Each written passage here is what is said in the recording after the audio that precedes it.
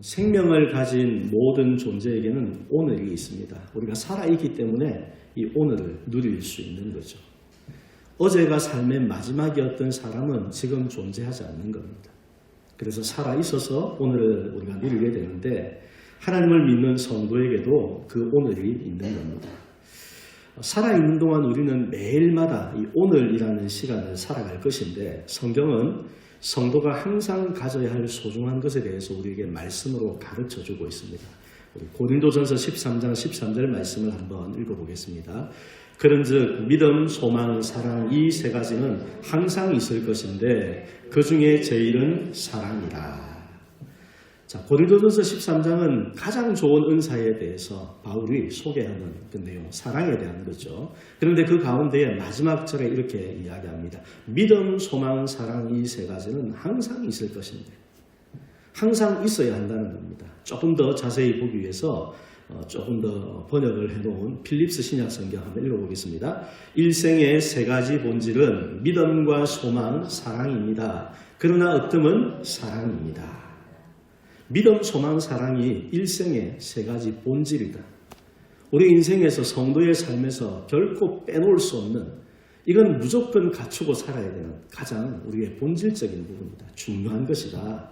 여러분 이렇게 말씀하고 있는 것을 마음에 새겨두시기를 바랍니다.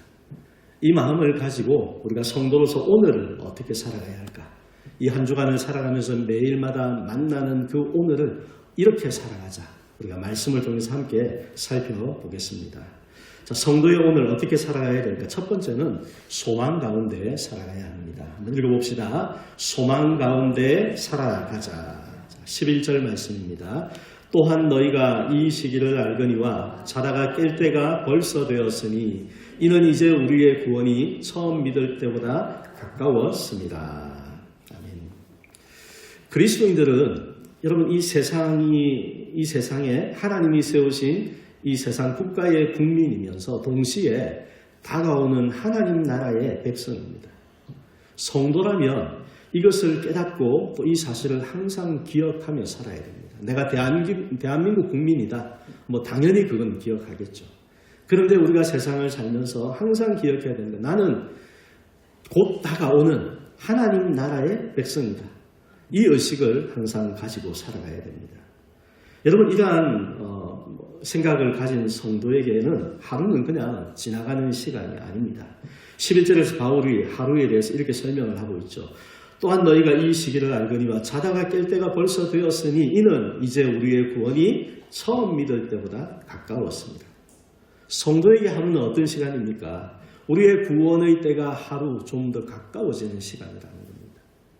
하나님이 우리에게 주신 그 약속을 우리의 마음 가운데 바라보는 소망을 가지는 사람이라면 그러면은 그때를 생각하며 사는 사람이라면 오늘 이 하루가 그냥 허무하게 지나갔다가 아니고 오늘이 지나감으로 우리에게 하나님의 구원의 약속이 이루어지는 그때가 조금 더 가까워졌다. 이 사실을 생각하며 산다는 것이죠. 기억하는 사람은 그 소망을 마음 가운데 가질 수가 있습니다. 하지만 그 의식이 없다면 하루가 지나가도 그냥 하루 지나갔네 이러고 살 수 있다는 것입니다. 자, 12절 말씀을 우리 한번 읽어보겠습니다. 밤이 깊고 낮이 가까웠으니 그러므로 우리가 어둠의 일을 벗고 빛의 갑옷을 입자. 자, 밤이 깊고 낮이 가까웠으니 밤은 무엇을 말할까요? 지금 우리가 살아가는 이 세상, 어둠의 세상 주관자들이 여전히 세력을 떨치고 있는 이 세상을 가리킨다고 볼 수가 있습니다. 낮은 무엇이겠습니까? 하나님의 나라가 임하는 그때. 이 세상의 어둠의 일들이 끝날 때가 다가왔다는 겁니다. 점점 더 가까이 오고 있다는 것입니다. 자, 이러한 사실을 어떤 사람은 생각하며 살 것이고 어떤 사람은 전혀 느끼지 못하고 살아갈 겁니다. 그런데 이 사실을 볼 수 있는 사람이라야 구원의 날을 기대하며 소망을 품고 살아갈 수가 있습니다. 그날이 점점 더 다가오고 있다. 이 생각을 하면 우리의 삶의 이런저런 일들로 마음이 때로 복잡할 때가 있어도 하나님 앞에서 이 소망을 품고 그 소망으로 살아가는 삶이 될 수 있다는 겁니다. 여러분 우리의 삶을 진리의 말씀 위에 세워야 됩니다. 이 또한 하나님의 말씀, 약속 아닙니까? 이 말씀 위에 우리의 삶을 세울 때 세상이 덧없다는 것을 깨닫게 될 것입니다. 여기서 우리가 아둥바둥 다 잡아도 그것 가지고 사는 것이 아니고 우리는 더 중요한 것을 바라보고 사는 사람이다. 이 마음을 품고 살 수가 있다는 겁니다. 말씀 위에 굳건하게 서서 영원한 하나님 나라를 바라보는 눈을 가진 성도가 되시기를 바랍니다. 자, 그런데 그리스도인들만 세상의 덧없음을 깨닫는 것은 아닙니다. 믿지 않는 사람들 중에도 그와 비슷한, 똑같지는 않지만 비슷한 경험을 하는 사람이 있는데 어떤 사람이냐면은 죽음의 문턱까지 갔다가 살게 된 사람들. 그런 경험을 해본 사람들은 그들의 삶의 우선순위가 완전히 바뀌어지는 이런 경험을 하기도 합니다. 왜 그럴까요?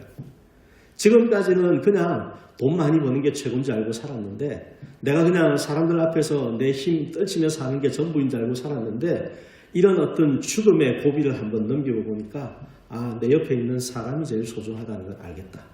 그래서 그전에는 전혀 가정을 돌보지 않던 사람이 가족들에게 진심이 되는 이런 변화를 경험하기도 하고 어떤 큰 성공을 바라는 것보다는 정말로 삶의 중요한 일들에 좀 더 집중하면서 살아가는 이와 같은 이런 변화들이 나타나기도 하는 겁니다. 그들에게 그런 어떤 극적인 계기가 되는 사건이 있었기 때문에 그런 사건을 경험하지 못했다면 여전히 보는 눈을 갖지 못하고 자기 마음대로 살았을 텐데 이런 위기를 겪으면서 생각이 바뀌게 되는 겁니다. 그러나 성도는 어떤 사람입니까? 말씀을 통해서 이러한 믿음의 안목을 이미 가지고 있는 사람들입니다. 여러분, 우리가 그런 성도라는 것을 기억하시기를 바랍니다. 우리는 어떤 위기를 겪어보았기 때문에만 알 수 있는 그런 사람이 아니고 하나님의 말씀의 약속을 통해서 이미 그와 같은 믿음의 눈을 가진 사람들입니다. 그렇게 세상을 바라보는 사람입니다. 그래서 하루가 지날 때마다 우리의 구원이 처음 믿을 때보다 더 가까워졌다. 여러분, 이 진리를 마음에 새기면서 우리의 형편이 어떠하든지 소망을 품고 주님을 바라보며 살아가는 성도가 되시기를 바랍니다. 여러분, 성도는 소망 가운데 오늘을 살아가는 사람입니다. 현재의 우리의 삶이 고달플 때도 있습니다. 우리 앞에 있는 그런 힘겨운 고통스러운 순간들을 지금도 우리가 만나고 있기 때문에 마음이 편치만은 않은 날들이 있습니다. 하지만 구원의 날이 점점 가까이 오고 있다. 하나님의 약속을 믿음을 가지고 그 소망을 가지고 살아가는 삶이 되실 수 있기를 바랍니다. 우리는 하나님이 주시는 그 기회 동안에 매일마다 이와 같은 오늘의 순간들을 살아가게 될 겁니다. 하나님이 우리에게 은혜를 주시는 만큼 우리가 오늘을 또 살게 되고 또 살게 될 건데 그와 같은 매일매일의 시간마다 이와 같은 소망을 품고 하나님 앞에서 하나님 나라를 바라보며 살아가는 성도가 되시기를 간절히 축원합니다. 자, 두 번째로 성도의 오늘은 믿음으로 살아가야 합니다. 한번 읽어봅시다. 믿음으로 살아가자. 자, 12절 말씀입니다. 밤이 깊고 낮이 가까웠으니 그러므로 우리가 어둠의 일을 벗고 빛의 갑옷을 입자. 자, 여기 말씀 속에 바울이 성도들에게 빛의 갑옷을 입자 이렇게 권면하고 있습니다. 어두운 세상, 어둠 속에 살아가는 사람들 틈에서 빛의 갑옷을 입고 산다는 것은 세상과 다른 모습으로 살아가라는 말씀입니다. 세상과 구별되게 살아야 된다. 이것이 성도의 삶이다 말하고 있는데 여러분, 무엇이 세상과 다른 모습이겠습니까? 바로 믿음입니다. 세상은 하나님을 믿지 않습니다. 그래서 어떻게 합니까? 하나님이 없는 줄로 생각하고 살죠. 하나님이 세상의 창조자이시고 또 세상을 심판하실 분이신데 그 하나님이 없다고 생각하니까 그냥 자기 마음대로 사는 겁니다. 자, 그러한 모습을 13절이 보여주는데 한번 보겠습니다. 낮에와 같이 단정히 행하고 방탕하거나 술 취하지 말며 음란하거나 호색하지 말며 다투거나 시기하지 말고. 자, 방탕, 술 취하는 것, 음란, 호색, 다투거나 시기하는 것, 이런 것들이 그와 같이 제 마음대로 살아가는 사람들의 어떤 모습을 보여주는 본보기입니다. 이렇게 산다는 거죠. 왜요? 하나님이 없으니까. 내 삶을 감독하실 하나님이 없고 내 삶에 대해서 심판하실 하나님이 없다고 생각하니까 그냥 자기 마음대로 살아가는 겁니다. 세상 가운데 오신 예수님을 가르쳐서 성경은 빛이다 그렇게 말씀을 합니다. 예수님이 오셔서 하시는 일이 무엇입니까? 우리의 어두움을 밝혀주시는 겁니다. 그러나 그 예수님을 믿지 않고 하나님을 믿지 않는 사람은 여전히 어둠 속에서 살아갑니다. 여러분, 캄캄한 가운데 있으면 어떻습니까? 내가 있는 곳이 어디인지 알 수가 없습니다. 내가 지금 어디에 빠져 있는지 전혀 모릅니다. 느끼지, 감각이 없어지는 겁니다. 빛이 있어야 뭔가를 보고 느끼게 될 텐데 하나님을 믿지 않으니, 빛을 비추어 주지 않으니 그냥 어둠 속에서 이게 뭔지 아무것도 모르고 그냥 죄 가운데 살아간다는 것입니다. 하지만 성도는 어떻습니까? 하나님이 살아계심을 믿기 때문에 거룩하게 사는 겁니다. 그러므로 성도는 하루하루를 믿음으로 살아야 됩니다. 우리 안에 하나님이 계시다라는 믿음이 있으면 우리는 거룩함을 바라며 살게 됩니다. 하지만 그 믿음이 없는 순간이 있다면 우리도 세상과 같이 하나님이 없는 사람처럼 생각하며 살아갈 수 있습니다. 믿음이 있느냐 없느냐의 차이라는 겁니다.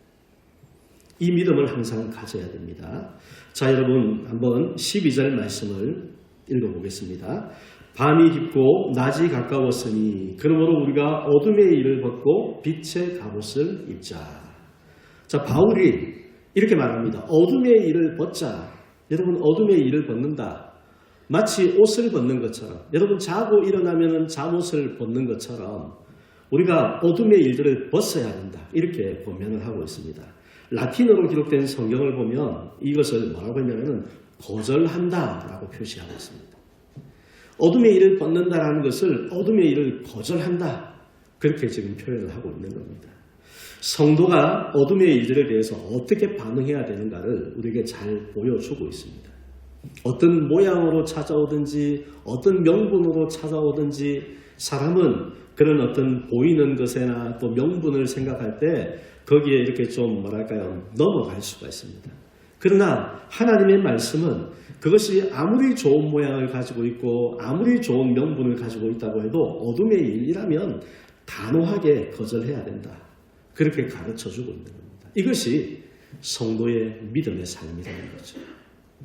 앞서서 소망을 가지고 우리의 하루하루가 지나갈 때마다 하나님 나라가 점점 더 가까워오고 있음을 생각하며 그 소망이 우리 안에 늘 있어야 된다고 했다면 우리의 하루하루가 하나님이 계심을 믿는 믿음 안에서 오늘 내가 어둠의 일들을 내가 거절하고 그것을 멀리하며 하나님을 늘 바라보며 살아야 되겠다. 이와 같은 믿음의 날들이 또한 되어야 한다는 것입니다. 어둠의 일이라는 것은 무엇입니까? 오직 어둠 속에서만 할 수 있는 일입니다. 남들이 보지 않으니까, 남들이 모르니까 해도 괜찮겠지. 여러분, 거리를 가다 보면 우리나라는 상당히 깨끗한 편이긴 합니다만은 어떻습니까? 우리 여기 바로 앞에 편의점 주변만 보아도 교회 입구하고 옆에 있다 보니 밤이 지나고 가보면 담배 봉투 떨어져 있죠. 또 심지어는 음료수 마시고 빈병을 거기 그냥 바닥에 놔두고 하기도 하고 이런 모습들이 종종 보입니다. 그와 같은 일들이 왜 그럴까요? 남들이 보지 않으니까. 그죠? 사람들이 옆에서 딱 지켜보고 있으면 어떻게 하겠습니까? 평소에 안 하더라도 쓰레기통에 딱 갖다 놓고 가려고 하겠죠. 그 정도는 생각하는 것이 사람이지 않겠습니까? 그런데 남이 보지 않으니 그냥 거기에다가 아무렇지 않게 버리는 이것이 사람의 단적인 한 모습이라는 겁니다. 우리가 어둠 속에 거하면 그렇게 될 수 있다는 것이죠. 자, 여러분, 성도로서 우리가 언제든지 예수 그리스도로 옷 입어야 된다라고 했습니다. 어둠의 일을 벗고 예수 그리스도로 옷 입어야 한다고 했는데 14절을 한번 보겠습니다. 오직 주 예수 그리스도로 옷 입고 정욕을 위하여 육신의 일을 도모하지 말라. 여러분, 밖에 나갈 때 옷 안 입고 나가시는 분 있습니까? 옷 다 입고 나가시죠. 옷을 안 입고 나가면 어떻게 됩니까? 부끄럽죠. 부끄럽지 않습니까? 애기도 아니고 옷은 다 입고 나가야 되죠. 자, 당연한 겁니다. 당연한 겁니다. 그런데 여기서 우리가 뭘 생각해야 되냐면 우리가 성도인데 성도이면서 예수 그리스도로 옷 입고 살지 않는 사람은 역시 부끄러움을 느낄 줄 알아야 된다는 겁니다. 내가 옷을 안 입고 밖으로 나가면 부끄러움을 느끼는 것처럼 예수님으로 옷 입지 않고 살아가는 우리의 모습에 대해서 성도라면 부끄러움을 느낄 줄 알아야 됩니다. 여러분, 예수님으로 옷 입는다는 것이 왜 중요한가? 자, 고린도전서 1장 30절을 한번 읽어보겠습니다. 너희는 하나님으로부터 나서 그리스도 예수 안에 있고 예수는 하나님으로부터 나와서 우리에게 지혜와 의로움과 거룩함과 구원함이 되셨으니 예수님이 우리에게 지혜가 되시고 의로움이 되시고 거룩함이 되시고 구원함이 되신다는 겁니다. 그러면 예수님이 없는 사람은 이것이 없이 살아간다는 거죠. 예수님께서 우리의 지혜와 의로움과 거룩함과 구원함이 되시는데 예수님을 옷 입지 않고 산다면 우리는 벌거벗고 밖으로 나가는 것처럼 이와 같은 예수님이 주시는 것들을 다 벗어놓고 살아가는 겁니다. 성도라고 하는데 아주 뭐랄까요, 부끄러운 민낯을 드러내며 살게 되는 거죠. 그러면 세상이 바라볼 때 또 같은 성도가 바라볼 때 그 모습을 칭찬할 만한 모습이 전혀 못 되겠죠. 야, 교회 다닌다면서 성도라면서 어떻게 저렇게 하냐, 이런 말들이 나오는 모습이 될 수 있습니다. 여러분, 그래서 우리의 삶이 예수님으로 옷 입고 살아야만 하나님의 영광을 가리는 생활을 하지 않게 되는 겁니다. 예수님이 내게 지혜가 되시고 의로움이 되시고 나에게 거룩함이 되어주셔서 우리가 어떻게 처신할 것을 가르쳐 주시는 겁니다. 그렇지 않으면은 내가 그냥 생각 안 하고 막 할 수가 있는데 예수님으로 옷 입고 있으면 그러면은 그것을 생각하며 살면 우리의 마음이 마치 필터를 거쳐가듯이 막 함부로 하지 않고 하나님께서 원하시는 것을 생각하며 살아가는 성도의 삶을 가지게 된다는 것입니다. 이러한 사람들은 언제 어디에 있든지 예수님을 나타내며 살게 되어 있습니다. 여러분, 성도는 그런 사람이 되어야 하지 않습니까? 내가 있는 그곳에 다른 사람들이 나를 보면서 아, 이 사람은 예수 믿는 사람이다. 여러분, 그런 인정을 받는다는 것은 얼마나 기쁜 일인지 모릅니다. 교회에 대해서 잘 알지 못하는 사람도 그러나 이 사람의 모습을 바라보면서 다르다라는 것을 느낄 수 있을 텐데 인정받을 수 있다는 것은 우리에게는 정말로 기쁜 일이고 영광스러운 일입니다. 그런데 모든 성도는 이러한 삶이 되어야 한다는 것입니다. 방법은 예수 그리스도로 옷 입고 예수님을 믿는 믿음을 가지고 지금도 주님이 나와 함께 하시고 내가 하는 이 모든 일들을 지금도 옆에서 보고 계신다. 이 믿음을 가지고 살아갈 때 우리가 예수님으로 옷 입고 살아가는 예수님을 나타내는 삶이 될 수 있습니다. 사랑하는 성도 여러분, 하나님이 우리에게 주시는 하루하루의 그 은혜의 날마다 이러한 믿음을 가지고 세상과 구별된 삶을 살아가는 성도가 되시기를 간절히 축원합니다. 자, 세 번째로 성도의 오늘은 어떻게 살아야 될까? 사랑만 하며 살아가야 합니다. 한번 읽어봅시다. 사랑만 하며 살아가자. 8절 말씀입니다. 피차 사랑의 빛 외에는 아무에게든지 아무 빛도 지지 말라. 남을 사랑하는 자는 율법을 다 이루었느니라. 자, 믿음과 소망을 품고 살아야 된다. 앞서서 우리가 보았습니다. 그렇다면 믿음과 소망을 품고 사는 성도는 어떻게 살아갈까? 마땅히 사랑하며 살게 되어 있습니다. 우리가 제일 처음에 고린도전서 13장 13절 말씀을 보았죠. 믿음, 소망, 사랑 이 세 가지는 항상 있을 것이다. 우리의 일생의 본질이다. 그 얘기를 했는데 같이 가게 되어 있다는 겁니다. 자, 8절에서 바울이 피차 사랑의 빛 외에는 아무에게든지 아무 빛도 지지 말라 이렇게 권면을 했습니다. 오늘 13장의 앞부분의 본문을 보면 1절에서 7절까지의 내용을 보면 국민으로서 국가에 대한 의무, 납세에 대한 의무를 잘 지켜야 된다. 그런 권면이 있습니다. 세금 속이지 말고 잘 내야 된다. 그런 권면이 나와 있는데 여기서는 이웃에게 대해서도 빚을 지지 말라 권면을 하고 있습니다.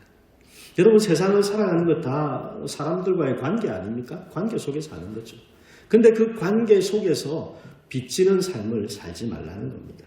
그러면서 피차 사랑의 빛 외에는 사랑의 빚은 괜찮다라는 식으로 말을 했는데 이웃을 사랑하며 살라 그런 권면입니다. 여러분, 다른 어떤 누군가에게 있어서 빚지고 사는 그런 삶이 되지 않도록 힘쓰시기를 바랍니다. 성도가 빚을 지고 산다라는 것 사실은 썩 좋은 모습이 아닙니다. 물론 우리가 너무 궁핍해서 꼭 필요한 경우가 생길 수 있습니다. 하지만 우리의 일상이 늘 빚을 지고 사는 것처럼 되어버린다. 그것은 생활에 있어서 약간 규모 없는 모습일 수 있습니다. 내게 주어진 것을 가지고 살아갈 수 있는 이것도 성도에게 중요한 부분이 된다는 겁니다. 그러나 사랑의 빚은 괜찮다. 누군가에게 내가 사랑의 빚을 지워주고 또 나도 누군가로부터 사랑의 빚을 지고 피차간에 이것만 하면서 살아가라라고 말하고 있습니다. 초대 교부 중에 오르겐이라는 분이 있습니다. 아주 초창기죠. 185년에서 254년 이때 사셨던 분이니까. 근데 그분이 사랑에 대해서 이렇게 말했습니다. 사랑의 빚은 영원히 우리와 함께 남아있고 절대로 우리를 떠나지 않고 이것은 우리가 매일 주고 영원히 받는 것이다. 그렇게 말했습니다. 뭐 간단하게 말하면 서로 계속해서 사랑하며 살아야 된다. 내가 누군가로부터 사랑의 빚을 지고 있는데 이 빚을 계속해서 갚으며 산다는 겁니다. 그래서 나도 누군가를 계속 사랑하고 그 누군가도 다른 사람들을 계속 사랑하고 이것이 하나님께서 우리 사람들에게 이렇게 살아야 된다라고 가르쳐 주신 내용이라는 겁니다. 여러분, 우리 중에 이 사랑의 빚을 완전히 갚을 능력이 있는 사람은 아무도 없습니다. 바울은 모든 사람에 대해서 항상 복음에 빚진 마음을 가지고 살았습니다. 그래서 이방인 지역들 가운데 열심으로 다니면서 죽음의 위협을 만나면서도 복음을 전하는 그 일에 목숨을 걸고 행하였습니다. 성도들은 이웃에게 매일 사랑에 비친 마음을 가지고 살아야 합니다.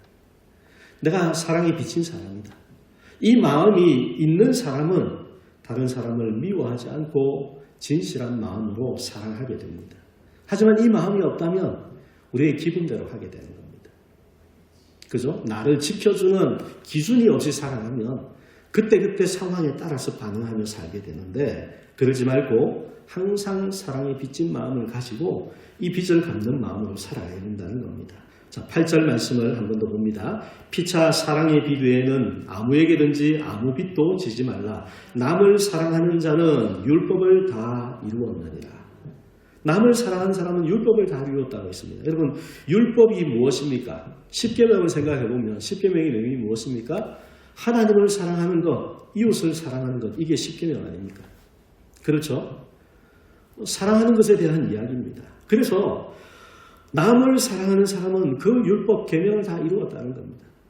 자, 근데 여기서 사랑한다라는 게 이게 현재 진행의 의미가 있습니다. 지금 사랑한다는 말이고 계속 사랑한다는 말입니다. 그런 사람이 율법을 다 이루었다라고 말하고 있습니다. 때로 사랑하고 때로 사랑하지 못하고 이게 아니고 현재 사랑하고 있고 계속해서 그 사랑을 해나가는 사람이라야 율법을 다 이룬 사람이다. 바울이 말하는 것은 예수님께서 죄인들을 위해 죽으신 그 사랑을 통해서 율법을 완성하셨다는 것이고 마찬가지로 그리스도인들도 서로 사랑하며 살면 율법을 완성하게 된다. 이것을 지금 말하고 있는 겁니다. 여러분, 교회가 하나 되게 만드는 온전한 재료가 무엇이겠습니까? 이 사회가 하나가 될 수 있게 만들 수 있는 온전한 재료가 무엇이겠습니까? 사랑밖에는 없습니다. 세상에 나가서 여러분 따져서 뭔가 일을 만들려고 해보십시오. 절대 하나가 되지 못합니다. 그 순간에는 뭔가 되는 것 같지만 지나고 보면 더 많이 깨어집니다. 그러나 사랑은 그렇지 않습니다. 우리가 사랑으로 대하면 어떤 다양한 조각들도 하나로 연결되는 역사가 일어납니다. 교회에서도 세상에서도 그렇습니다. 성도는 그와 같은 사랑을 가지고 사는 사람이어야 한다는 겁니다. 그래서 여러분, 우리는 모두가 한결같이 서로를 내가 사랑할 사람으로 생각하고 사랑하기를 힘쓰며 살아가야 됩니다. 근데 그 사랑은 하나님이, 예수님이 우리에게 주신 사랑처럼 조건 없는 사랑이 되기를 힘써야 합니다. 자, 9절, 10절 말씀을 한번 읽어보겠습니다. 간음하지 말라, 살인하지 말라, 도둑질하지 말라, 탐내지 말라 한 것과 그 외에 다른 계명이 있을지라도 내 이웃을 내 자신과 같이 사랑하라 하신 그 말씀 가운데 다 들었느니라. 사랑은 이웃에게 악을 행하지 아니하나니 그러므로 사랑은 율법의 완성이니라. 자, 9절에 10계명, 계명들이 나와 있죠. 근데 이 모든 계명들이 이웃을 내 자신같이 사랑하라 하신 그 말씀 가운데 다 들어있다. 그렇지 않습니까? 간음하는 것 사랑하지 않으니까 지금 그렇게 하는 거죠. 살인도 마찬가지고 도둑질도 탐내는 것도 다 마찬가지입니다. 이웃을 사랑하지 않으니 그와 같은 일들을 행하는 겁니다. 일어나는 겁니다. 그러나 사랑한다면 이미 그 가운데 다 포함이 되어 있는 겁니다. 그래서 10절에 말하죠. 사랑은 이웃에게 악을 행하지 않는다. 악을 행하지 않으니 계명을 어길 일이 없다는 겁니다. 그래서 사랑은 율법의 완성이다 말씀을 하고 있습니다. 여러분, 사랑하는 것은 하나님의 계명에 순종하는 겁니다. 하나님의 계명에 순종하는 길은 사랑하며 사는 겁니다. 우리가 사랑하지 않으면 하나님의 계명에 순종하지 않는 겁니다. 그래서 사랑만 하며 살아야 된다는 겁니다. 하나님의 말씀입니다. 말씀이 하나님이 명령하시는 것이 이 계명이 가르치는 것이 사랑하라는 것입니다. 사랑하는 것이 순종하는 것이다. 여러분, 이것을 마음에 깊이 새기시기 바랍니다. 어떻게 사랑하는가 하나만 더 봅니다. 고린도전서 10장 23절 24절 말씀입니다. 모든 것이 가하나 모든 것이 유익한 것은 아니요 모든 것이 가하나 모든 것이 덕을 세우는 것은 아니니 누구든지 자기의 유익을 구하지 말고 남의 유익을 구하라. 고린도 교회 안에 다양한 어떤 상황들이 있었습니다. 우상의 제물로 바쳐졌던 고기를 먹는 문제, 그 다음에 어떤 나를 더 소중하게 여기고 덜 중요하게 여기는 문제, 서로의 어떤 생각들의 차이가 있었습니다. 이런 어떤 차이는 사실은 진리 문제는 아닌데, 그런데 서로의 어떤 생각, 가치관이, 신앙관이 다르다 보니 생길 수 있는 부분인데, 바울이 하는 말이 모든 것이 다 가하지만 유익한 것은 아니다. 이렇게도 할 수 있고 저렇게도 할 수 있죠. 그래서 다른 사람 생각하지 않고 그냥 내가 생각하는 대로 해도 된다는 겁니다. 할 수 있다는 겁니다. 하지만 생각해야 될 것은 그게 다 유익한 것은 아니다. 다 덕을 세우는 것은 아니다. 뭘 생각하라는 겁니까? 내가 하는 진리 문제가 아니어서 할 수도 있는 거지만 그러나 이게 과연 유익한가? 덕을 세우는 건가? 그걸 생각하며 해야 된다는 겁니다. 그러면서 하는 말이 자기의 유익을 구하지 말고 남의 유익을 구하라. 여러분, 이것이 우리가 사랑하는 방법입니다. 나의 유익을 구하면 내가 기분 나쁘면 기분 나쁜 표시를 내야 됩니다. 나의 유익을 구하면 내가 피곤해서 할 수 없으면 무조건 못한다라고 그냥 말하고 말아야 됩니다. 하지만 다른 사람의 유익을 구하면 다르죠. 내 형편은 할 수 없을 것 같아도 하려고 힘을 써보게 되는 겁니다. 내 기분은 도무지 그럴 기분이 아니어도 그래도 그 사람을 위해서 내가 애써서 마음을 써보는 겁니다. 그래야 사랑할 수 있게 되는 겁니다. 여러분, 사랑한다는 것은 자기의 유익을 구하지 않고 남의 유익을 구하는 것입니다.